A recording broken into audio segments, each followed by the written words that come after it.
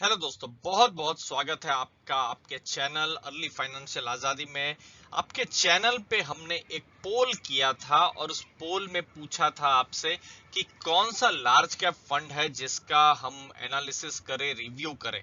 तो axis blue chip fund को 47% vote मिले। टोटल 5 फंड्स का नाम दिया था और समझ लीजिए आधे, लगभग आधे जो दर्शक है, व्यूअर्स हैं, उनका कहने का था कि एक्सिस ब्लू चिप फंड पर आप रिव्यू करिए। तो इस हिसाब से इतना इंटरेस्ट है आज की तारीख में जो हम देख पा रहे हैं। तो टोटल जो फुल फंड की डिटेल्स और एनालिसिस और रिव्यू हम करने वाले हैं। और अगर आप इन्वेस्टर है, आपका पैसा अगर लगा हुआ है तो आपके लिए तो ये यूजफुल रहेगा ही।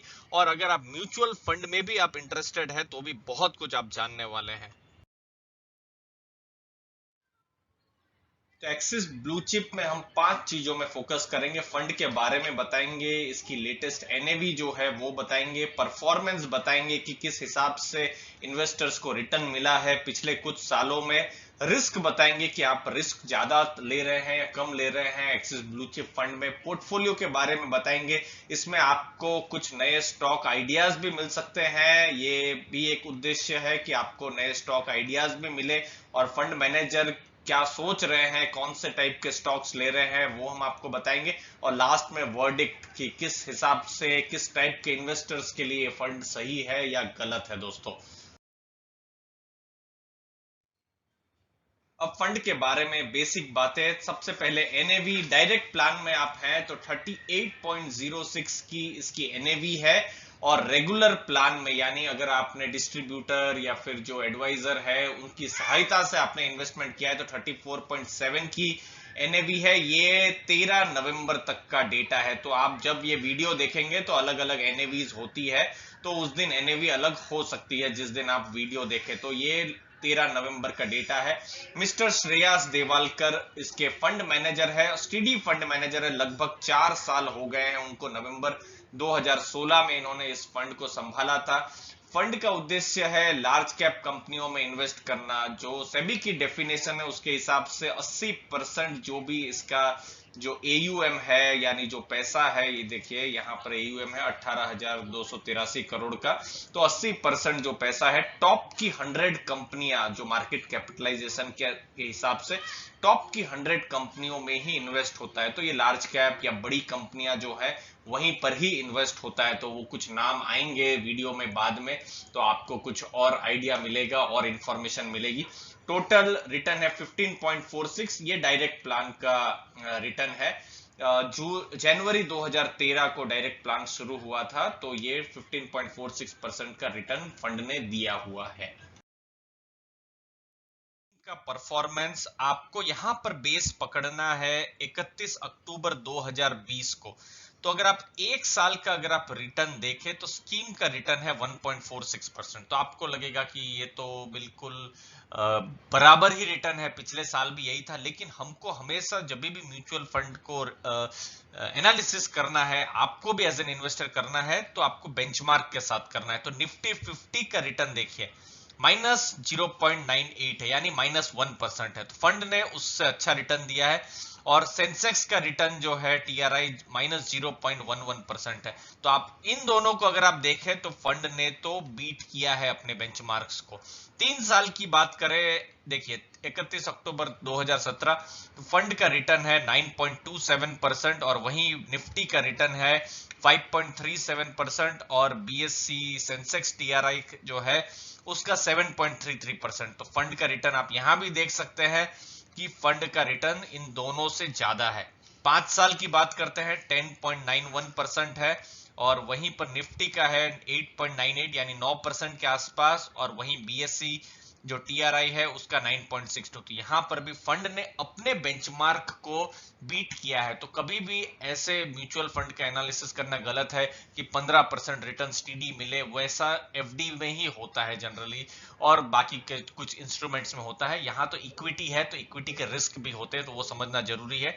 और ये है 11.33% इंसेप्शन से रिटर्न। इससे पहले आपने जो 15 का जो डेटा देखा था वो डायरेक्ट प्लान का था, ये रेगुलर प्लान का हम दिखा रहे हैं जो डेटा है। तो ये 5 जनवरी 2010 से है। आपने वहां 2013 की डेट देखी थी, वो डायरेक्ट प्लान की देखी थी, तो वो क्लैरिफाई हम कर दें तो आपको कंफ्यूजन ना हो। 8.91% निफ्टी का रिटर्न है और बीएससी का 9.27% का रिटर्न है। तो आप देख सकते हैं कि रिटर्न में फंड ने बीट किया है अपने जो बेंचमार्क्स हैं उनको।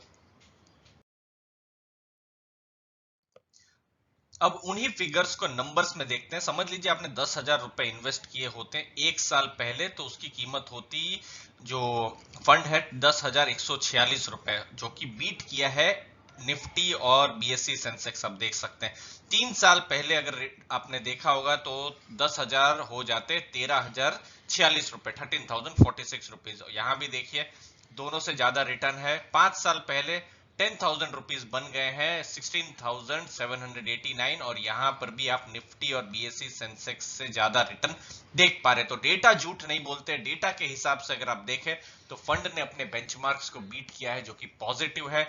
इंसेप्शन से भी अगर आपने देखे कि बिल्कुल जब ये फंड शुरुआत हुई थी जनवरी 2010 में, तो आपने 10,000 रुपए अगर आपने इन्वेस्ट किए होते तो 31,950 रुपए, यानी आप समझ लीजिए 3 गुना से ज्यादा, 3x, 3 गुना से ज्यादा आपके पैसे बने। 10 लाख होते तो फिर 32 लाख के आसपास पैसा बना होता। और वही निफ्टी में 25,188 रुपए 10,000 के मुकाबले, और वही सेंसेक्स में 26,120 रुपए। तो ये आपको नंबर हमने आपको बताए। आपने थोड़ी देर पहले जो देखे वो रिटर्न्स थे, अब आपको रिस्क भी बता रहे हैं कि आपने रिस्क ज्यादा लिया है कि नहीं। तो सबसे पहले रिस्क का जो मेजरमेंट है वो हम करते हैं शार्पे रेशियो। तो शार्पे रेशियो आप समझ के रखिए कि शार्पे रेशियो ज्यादा होना चाहिए। तो देखिए इंडेक्स का है 0.03, कैटेगरी यानी ये जो पूरी जो लार्ज कैप की जो कैटेगरी है जो, तो उसका है -0.01 यानी 0% है, तो 0 है। तो ये फंड का है 0.28, तो ज्यादा है, तो ये बहुत बड़ा पॉजिटिव है। स्टैंडर्ड डेविएशन हमेशा याद रखिए कि कम होना चाहिए। तो देखिए इंडेक्स का है 20.90, कैटेगरी का है 20.09, और वहीं पर फंड का देखिए, फंड का है 16.73, तो ये कम है, तो ये भी बहुत बड़ा पॉजिटिव है। नेक्स्ट है अपसाइड कैप्चर रेशियो, यानी अगर मार्केट देखिए, बहुत ज्यादा मैं कॉम्प्लेक्स का नहीं, सिंपल बताने की कोशिश कर रहा हूं। उम्मीद है आपको भी समझ में आ रहा होगा। अगर कहीं पर भी डाउट है तो जरूर कमेंट सेक्शन में प्रश्न पूछिएगा। इंडेक्स समझ लीजिए 100 पॉइंट ऊपर जाता है, तो जो कैटेगरी है वो 93 पॉइंट ऊपर जाती है, तो फंड जो है 86 पॉइंट ऊपर जाता है। तो इसको ग्रीन कलर नहीं, इसको रेड कलर भी नहीं करेंगे, इतना पनिशमेंट नहीं देना है। 86 है, तो ये उस हिसाब से जा रहा है। मतलब फंड जब मार्केट ऊपर जाती है तो फंड उतना ऊपर नहीं जाता है। लेकिन फंड की जो खास बात है ये देखिए, जब मार्केट 100 पॉइंट नीचे जाता है, कैटेगरी 95 पॉइंट नीचे जाती है, और फंड सिर्फ 63 पॉइंट नीचे जाता है। तो अगर मार्केट नीचे जा रही है, यानी एक बियर मार्केट है, मार्केट गिर रही है, तो फंड आपको जो आपका जो पैसा है वो कम लॉस करवाता है, जो कि अपने में पॉजिटिव है। तो आप रिस्क में भी देखिए कि फंड बिल्कुल खरा उतर रहा है, axis blue chip mutual fund. ये है आपके सामने पोर्टफोलियो का डेटा। आप देखिए टोटल 29 स्टॉक्स है। अक्टूबर का लेटेस्ट डेटा है, अक्टूबर 2020 का लेटेस्ट डेटा है। देखिए 10 स्टॉक 65% होल्ड कर रहा है, यानी कि ये जो 10 स्टॉक है पूरी तरीके से एक्सिस ब्लू चिप का जो फंड है वो उनके परफॉर्मेंस पर ये म्यूचुअल फंड डिपेंड करता है। जनरली हम देखते हैं लार्ज कैप म्यूचुअल फंड में 40, 50, 60, 70 तक भी स्टॉक्स होते हैं, लेकिन ये बहुत ही कॉन्सेंट्रेटेड अप्रोच है। तो ये पॉजिटिव भी है, कभी कभी नेगेटिव भी हो सकता है। तो अब पी रेशियो अगर देखें पूरा जो पोर्टफोलियो है तो 34.5 है, तो ये हम कह सकते हैं कि सस्ता नहीं है। ये ग्रोथ स्टॉक है, और जहां पर उन्होंने फोकस किया है जो फंड मैनेजर साहब है उन्होंने, और जो प्राइस अर्निंग रेशियो है निफ्टी का भी आज की तारीख में इसी के आसपास ही मिल रहा है। तो जो फंड है सस्ता नहीं है, और फंड के जो स्टॉक्स है वो सस्ते नहीं है कि आपको वैल्यू कहीं दिखे। तो लेकिन पिछले 2-3 सालों में ग्रोथ की एक थीम चल रही है, और ये सब स्टॉक्स भी चल रहे हैं। तो ये एक हम नहीं कहेंगे एक रेड मार्क है, लेकिन ये एक पॉइंट जरूर इन्वेस्टर्स को नोट करके रखना चाहिए कि ये फंड जो है आज की तारीख में सस्ता नहीं है। ये है आपके सामने, आप देखिए टोटल 10 होल्डिंग जिसकी 65% यानी जो फंड पूरा डिपेंड करता है। पहला नाम है HDFC बैंक। इनफैक्ट अक्टूबर में अप यानी कि स्टॉक को खरीदा है और ज्यादा जो फंड मैनेजर साहब है, और टोटल 10% आज की तारीख में फंड का ये पार्ट है HDFC बैंक। दूसरा नाम है इन्फोसिस। यहाँ लगता है थोड़ी सेलिंग की है, प्रॉफिट बुकिंग आप कह सकते हैं, सेलिंग की है क्योंकि इन्फोसिस का भी भाव 600-700 से बिल्कुल 1000-1100 उससे भी ऊपर पहुंच गया है। 9.26% एसेट्स हैं यहाँ पर आप देखिए। फिर है बजाज फाइनेंस, वहां पर थोड़ी खरीदारी की है फंड मैनेजर साहब ने और 7.84% स्टेक है। फिर है TCS, वहां पर थोड़ी प्रॉफिट बुकिंग करता हुआ नजर आ रहा है ये फंड। आप देखिए TCS 7.26% हिस्सा है। रिलायंस इंडस्ट्री यहाँ पर भी थोड़ी बिकवाली की है, और इसका बिकवाली का मतलब ये नहीं है कि पोर्टफोलियो से हटा दिया है। आप इसको प्रॉफिट बुकिंग भी सोच सकते हैं, या फिर आप ऐसा भी सोच सकते हैं कि फंड मैनेजर साहब ने थोड़ा बहुत उनको लग रहा होगा स्टॉक महंगा है तो थोड़ा सा पोर्टफोलियो में कम किया है। उसका जो वेटेज है 6.88% रिलायंस का वेटेज है। फिर Kotak Mahindra bank, Avenue supermart यानी डीमार्ट और ICICI बैंक, ये तीनों में खरीदारी की है, अच्छी खासी खरीदारी की है। आप देख सकते हैं उनका भी जो वेटेज है थोड़ा थोड़ा बढ़ा है। फिर है हिंदुस्तान यूनिलीवर, थोड़ा यहाँ पर बिकवाली की है, डाउन है। फिर नेस्ले, यहाँ थोड़ी बिकवाली की है। फिर भी पोर्टफोलियो के बहुत बड़ा ये पोर्टफोलियो का अंश है ये सब स्टॉक्स। अब यहाँ पर आप ध्यान दीजिए प्राइस अर्निंग रेशियो। खैर फंडामेंटल में कभी भी प्राइस अर्निंग रेशियो के बेसिस पर डिसीजन लेना सही नहीं है, लेकिन आप देखिए इन सब का प्राइस अर्निंग रेशियो ज्यादा है। इनफैक्ट यहाँ पर देखिए हिंदुस्तान यूनिलीवर, नेस्ले 72-79 है, हिस्टोरिकली भी वैसा ही रहा है। आप देखिए एवेन्यू सुपरमार्ट, डीमार्ट 178 का प्राइस अर्निंग रेशियो, बहुत ही महंगा आप कह सकते हैं। तो फंड बहुत सस्ता नहीं है, ये चीज को आप जरूर ध्यान में रखें, और वो चीज यहाँ प्रूफ भी होती है। अब आपको वर्डिक्ट वर्डिक्ट में 4 इंपॉर्टेंट पॉइंट्स है। सबसे पहले तो रिटर्न्स देखिए, डेटा था, डेटा आपने देखा उसने बेंचमार्क को बीट किया हुआ है, तो डेटा झूठ नहीं बोलता। रिटर्न्स बहुत ही अच्छे हैं, और रिटर्न में चाहे मार्केट अच्छी थी खराब थी, रिटर्न फंड ने दिए हैं। रिस्क क्राइटेरिया भी फंड ने पार किया है, अच्छे से पार किया है। तो आप रिस्क भी यहां पर कम ले रहे हैं अगर आप बेंचमार्क के साथ कंपेयर करें, तो रिटर्न और रिस्क दोनों ही एक तरीके से टेकन केयर है।